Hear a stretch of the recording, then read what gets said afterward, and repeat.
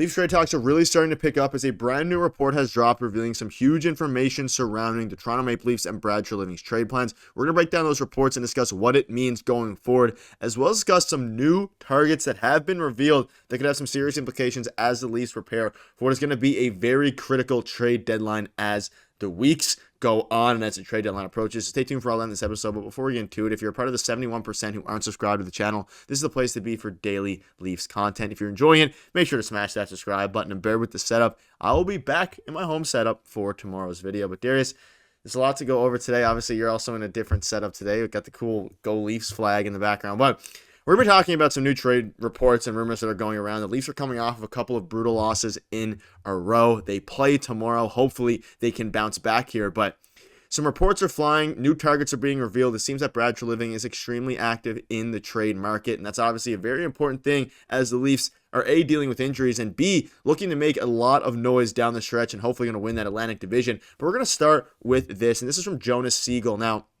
we're going to be focusing in on a couple of these players as some reports and rumors are starting to escalate surrounding one of them in specific. But we'll start with this. The Leafs have been named as potential fits ahead of the deadline for a few of these guys. Now, obviously, there's a lot of names in this list, but when you kind of compare what this list from reporter Jonas Siegel was, obviously Chris Johnson as well, you kind of go with that and also look at what Elliot Friedman has been reporting. There's a couple of guys here, specifically Ryan O'Reilly, who kind of fits and checks a lot of the boxes that the Leafs are going for. And we'll dive into a couple reports here in a minute, but I just want to get your thoughts on this, Darius, because it's a very interesting list. We've talked about Yanni Gourde. There's a couple of new ones as well, which we'll have future videos on, but Ryan O'Reilly is a big one that, again, former Leaf, he left, he called out the core four.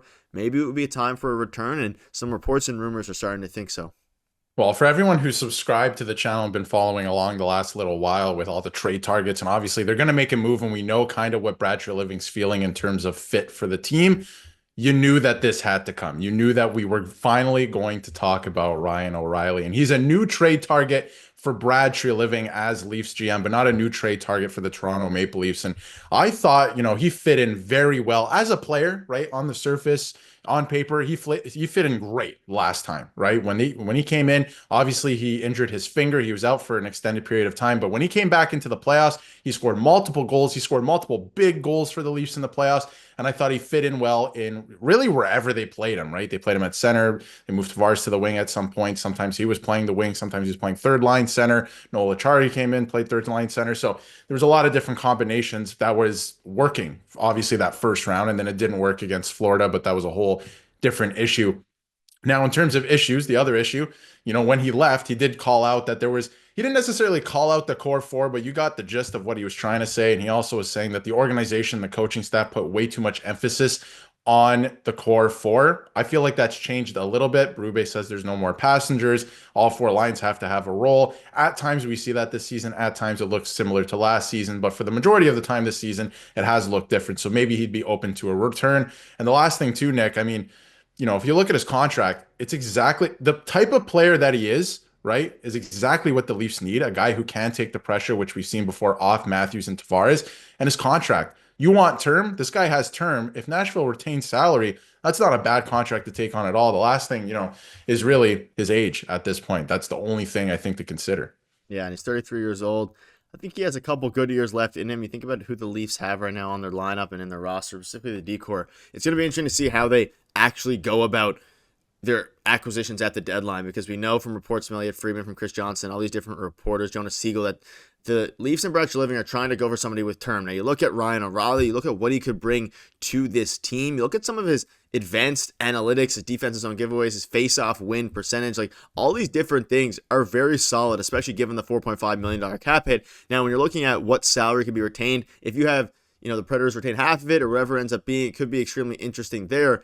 But you can also look at some other reports. This is from James Marlis. Has a lot of talk right now. There's nothing concrete. Ryan O'Reilly keeps coming up because there's history, and that's a sexy name. So there is something to be said about, naturally, he's a former Leaf. He had all this drama with leaving, and I don't think his comments were necessarily, the funny part is, his comments were actually correct, especially with that season specifically. Like Mitch Marner, all these guys, whoever he was directly calling out the most, some fans think it was Mitch Marner. You look at Ryan O'Reilly, if some fans on the other side say we don't need Ryan O'Reilly back, although Nashville will definitely look to dump his contract, too old, too slow, I think for this team, specifically looking at a third line center and looking at his stats and everything like that, he's a very interesting player that I think could make some sense here. You're looking at his stats this season. He's put up 14 assists, 13. I mean, he's having a solid season. He's about to be 34 years old. He's put up 27 points in 43 games, averaging about 18 minutes a game on an interesting, Nashville Predators team that had a ton of expectations coming into this season.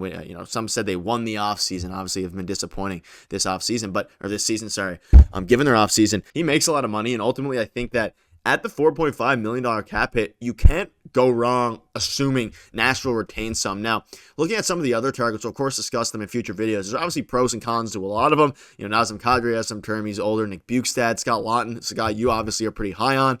But when you're coming at a couple of their top targets, Brock Nelson, Ryan O'Reilly, Yanni Gourde, the guys that I think honestly are most likely to land in Toronto following the deadline, I think Ryan O'Reilly makes a lot of sense and might make the most sense when it comes to acquisition cost and, of course, cap and term and things like that. But then the question is bearing down on the Leafs is, what would it take to get Ryan O'Reilly? Because on one hand, Nashville could be looking to dump his contract. On the other hand, the Leafs are going to have Nashville retain some of this deal. Yeah, definitely. And I mean, there was something that interests me that you said there in a couple of minutes ago, that he kind of called out a couple of the players or whatever, people were kind of spinning it as. I think it was more about the organization, the coaching staff, and how they use certain players. And a lot of people thought he was calling out Mitch Marner, William Nylander. Not necessarily the case. I don't think his problem lied with some of the players, right? Because he actually asked Nashville to trade for Mitch Marner after last offseason or the one where, before Mitch Marner's contract is no move clause kicked in, right? He actually asked for Nashville to trade for him to acquire him to help the team because he loved him that much, right? So I think that, the other thing you said there, Ryan O'Reilly, with everyone on the list, Scott Laughton, I'm very high on, like you said, there's a couple names there that I wouldn't mind. Ryan O'Reilly, I think, is the perfect fit for what the Leafs need. He's always been, right? Obviously, he just left. I think the Leafs would have loved to re-sign him, but I think that he is the perfect fit for the cap that he makes, the age that he still is, that he fits in this window. Yeah, people like to roll their eyes at the Leafs continuing to get older, but sometimes you need experience, and this guy's still a good player, and you can still call up guys from the Marley over the course of a season, right? So if they retain him into next year, obviously, which they would have to, because he has term, which is another thing the Leafs are looking for, right? So I think it's a very interesting fit, especially coming into next year where Tavares is going to make a little bit less. Marner might make a little bit more. We don't even know if Marner's staying. A lot going on with that, with Rantanen getting traded in the NHL as well. So it's going to be very interesting to watch that. But again, I think that it's a very interesting fit. He's also having a decent year, like you brought up, on the Nashville Predators, who won the offseason, but they're not winning very many games during the regular season, right? They're not a great team.